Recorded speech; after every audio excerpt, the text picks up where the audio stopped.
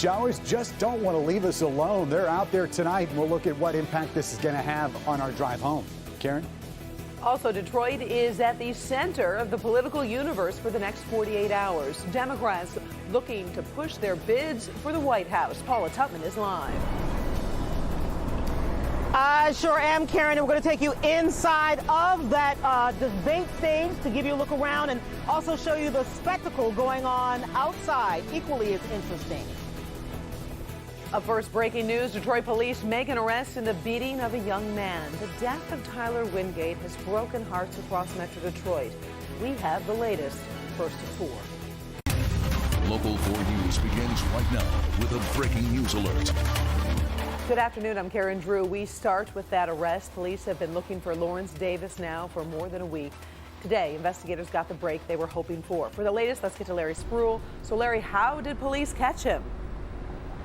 Good afternoon, Karen. I just talked to police and they did arrest him without any problems whatsoever. They caught him at an apartment complex on the west side. Now, we have new video into our newsroom of that scene. Now, at the Bonneview Apartments on West 8 Mile. Now, right now, police are gathering information from witnesses and going through the apartment they found Davis in. Witnesses tell us police arrested Davis without any problems. He's charged with murder. Now, the police say he allegedly beat Tyler Wingate to death at a gas station after they got into a car accident. And a man inside the apartment when the arrest happened tells us about the exact moments when police broke down the door. Got up, the door flew in, I was told to freeze, dropped everything, and complied. And what's his name, Davis, did the same thing. Now, police tell us they believe that he was in the city the entire time, but he did have some help to hide from police. I asked Chief Craig if those people helping him will face charges. I'm working on that part of the story. All new tonight at 5. We are live at police headquarters this afternoon. Larry Spruill, Local 4. All right, a major break in that case. We'll get more from you at 5. Thank you, Larry. Now, let's move to the other huge story in Detroit. The road to the White House runs right through downtown Detroit tonight and tomorrow. This is a live look from Sky 4 at the Fox Theater, where 20 Democrats will do battle. They're reaching out to Michigan voters and others across the country. Tonight, these candidates will be on stage at the Fox Theater, including Bernie Sanders, Elizabeth Warren, and Pete Buttigieg. Let's get live now to Paula Tutman, who got an inside look at what we can expect tonight. And there is a lot of work to be done to make this a perfect night for those candidates and also for the audience. Absolutely, and I have to imagine, given what I saw, that a lot of that work is going to continue almost right up into airtime. I do want to show you what's going on behind me. You can see people are actually starting to line. Now, this doesn't get started until 8 o'clock, but people are already lining up to get inside of the Fox Theater. Interesting to be able to walk around and listen to what other media is saying and how they're representing our city. I got to eavesdrop on one reporter, and he was saying that this is the showdown in Motown. Well, I'm not sure if you can call this a boxing match, but I can guess there's going to be some sparring inside for sure. Detroit is a natural location, and this theater is a spectacular location. Inside the Fox Theater, a most important stage show is being blocked like a well-choreographed dance. This audience tonight will not be able to ask questions. However, we have invited Democrats from the state of Michigan to submit questions. We're getting a sense of how the CNN debates will go tonight and tomorrow, where the candidates will stand, how the questions were curated, what the ground rules are. Within a 3-block area of the Fox Theater in any direction, the side shows, the Trump chicken balloon, a pop-up rally with taxes on their minds and lips. A graduated income tax, where those who earn more would pay a higher rate than those at the bottom of the earning scale. That is called tax fairness.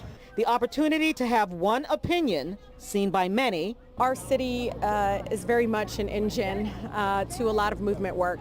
And I always tell people, if you want to birth a movement, start here. And if we're going to birth a movement around engagement and having more people come out to the polls. And through it all, a true wantingness to cut through the noise and the theater and the spectacle of 2 nights of major debates to get clarity, hear answers, solidify a choice. I just want to hear them address the issues that are presented to them and see how they answer it.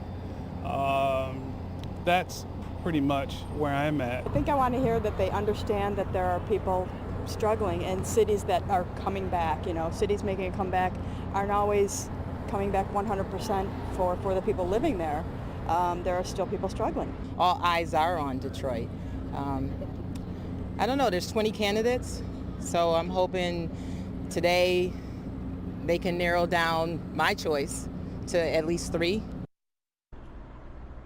Yeah, and that's really the key here, is narrowing down these candidates so that people can coalesce behind 1 or 2 of them to make the decision. Stay with us at 5 o'clock. Interesting numbers game going on right in this kind of area, this Midtown area, and I'm going to talk about that coming up at 5. So I'll see you back then. Karen? All right, thank you, Paula. And because there are so many candidates, we will do this all again tomorrow. These 10 men and women will face off tomorrow night, including Joe Biden and Kamala Harris, who provided really some big fireworks at the first round of debates. Coverage just getting started in our 5 o'clock hour.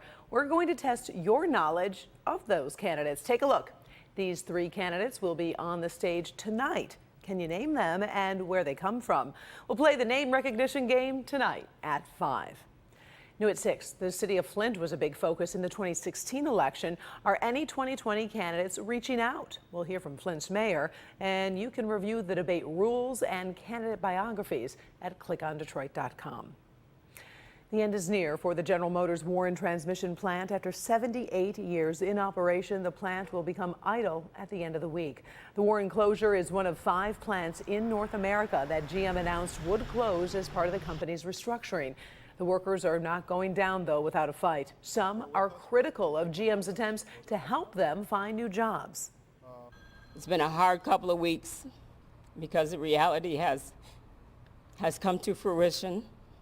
For GM to think that, we can find jobs for almost everyone is just a slap in the face, because we've worked so hard at Warren Powertrain.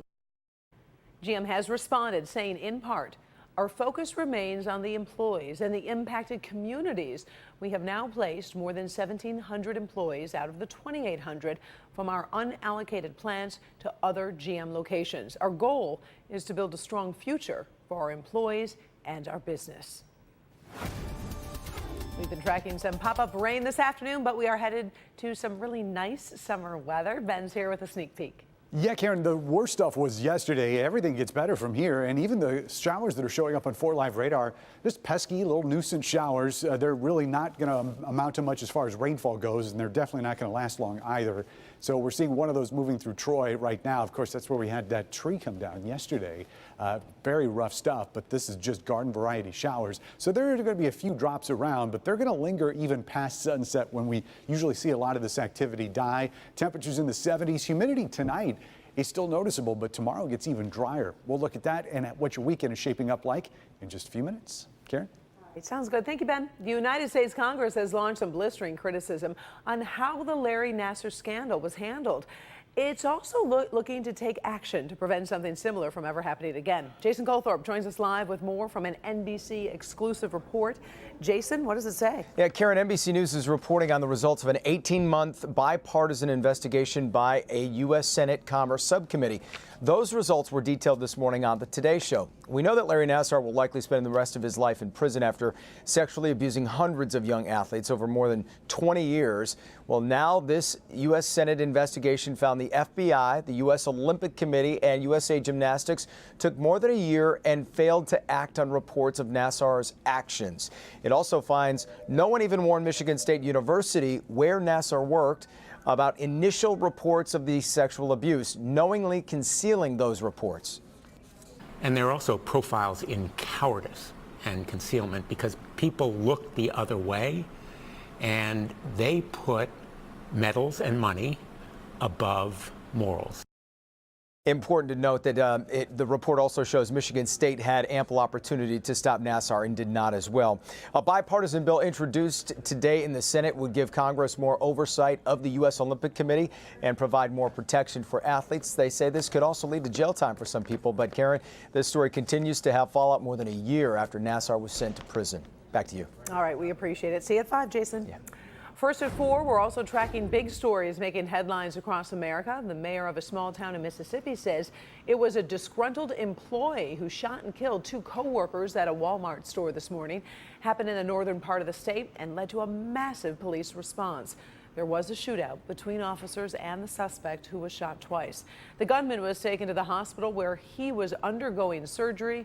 One police officer was injured but is expected to recover. Here's a look at a bank robbery suspect dubbed the Pink Lady Bandit. You can't see it in these photos, but police came up with a nickname because they say she carried a distinctive pink purse during 4 robberies along the East Coast. Serzi Baez and Alexis Morales were picked up Sunday at a Charlotte, North Carolina hotel. Police suspect Morales was her accomplice. They're being held on $4 million bond. Still ahead first at 4, massive credit card breach. We have the information millions of people need to know this afternoon. Plus, how investigators suspect one young woman got her hands on so much personal information. Also, new emotional support for the rapper A$AP Rocky as there are new developments in the criminal case against him. And later, no matter where you stand on the immigration battle, this art project gives us something to think about. Trending stories less than 12 minutes away. Number 1 at 4, 5, 6, and 11. Metro Detroit's #1 news website. Local 4 and click on Detroit. Round 1 is tonight here at the Fox, and I'll be in the middle of it all talking to candidates. And I'll be with the political experts. Join us from 4:30 to 7 a.m.